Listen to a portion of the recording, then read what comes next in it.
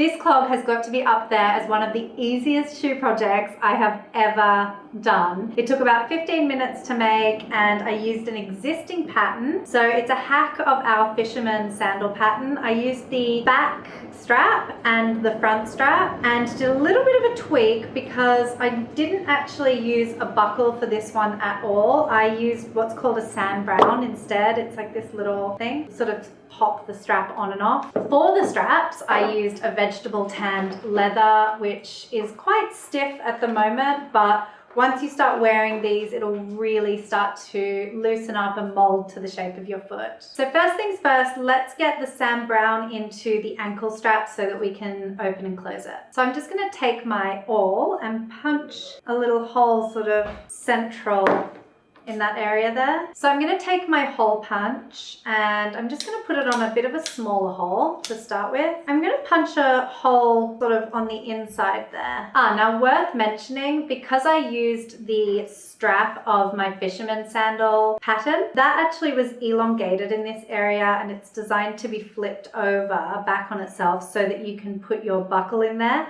I just simply snipped off the excess because I'm going to put my sand brown through here. So I'm going to start with the screw, which goes in from the back, and then we simply take the sand brown and we just screw it all the way in like that, making sure it's really nice and tight. I can then put that around my ankle and just find a good place for it to pop through so that it's not too tight, but not too loose either. Okay, I'm going to move that onto a slightly bigger hole this time, and I'm going to punch through where I made a mark around my ankle. And then I also need to put a little slit just in the edge there, and this is going to help it open and close around the sort of ball part of the sand brown. Okay, and then that's going to simply just pop over just like that. Now, because I hacked that pattern, it does have lasting allowance on the edges, and I don't really want that because I'm going to put it directly onto the clog itself.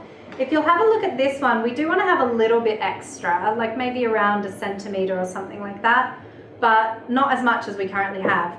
So my technique for figuring out how much to cut off is so easy. I'm going to literally place my foot onto the clog, put the strap over the top, and then just mark on with a little silver pen the excess that I want to cut off. And then we can go ahead and just snip off the excess. Now once I've got that in the right spot, I usually just do a little scratch on the edge of the clog itself, just so that I know exactly where the strap wants to go. And then we can use a little bit of glue to hold it in place. So I'm just going to put about 1 centimeter of glue on the very ends there, and also where I've got those little marks as well. Okay, at this stage, we're gonna hammer this in place using our little upholstery tacks. Now, I found with the other one that putting the front tacks in was super easy and putting the back tacks in was really hard. So we're just gonna play it by ear and see how it goes. But here's my technique. I basically take an awl and I'm just gonna make a pilot hole and I'm gonna dig it right into the wood. And then I'm gonna take my upholstery tacks and stick them into the pilot holes and then just hammer them in.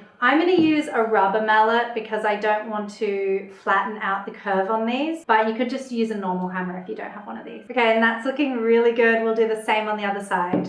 Okay, the front strap has gone in beautifully. Now let's do the back strap. So I'm just gonna pop this around my ankle and make a mark on the sides, exactly where I want it to go, and just trim any excess from the bottom. We're now just going to repeat exactly what we did on the front strap, but at the back. So I trimmed off the excess that I don't need, and I'm going to glue about 1 centimeter on the underside there. And I also did some rough marks on the wood itself, so I can just put a bit of glue in there as well. Okay, we're almost done with these. So I'm just going to do the exact same thing. I'm going to put 2 little pilot holes at the back, and then I'm going to take my upholstery tacks and stick them into the pilot holes, and then just hammer them in. And there we have it, our finished pair of clogs.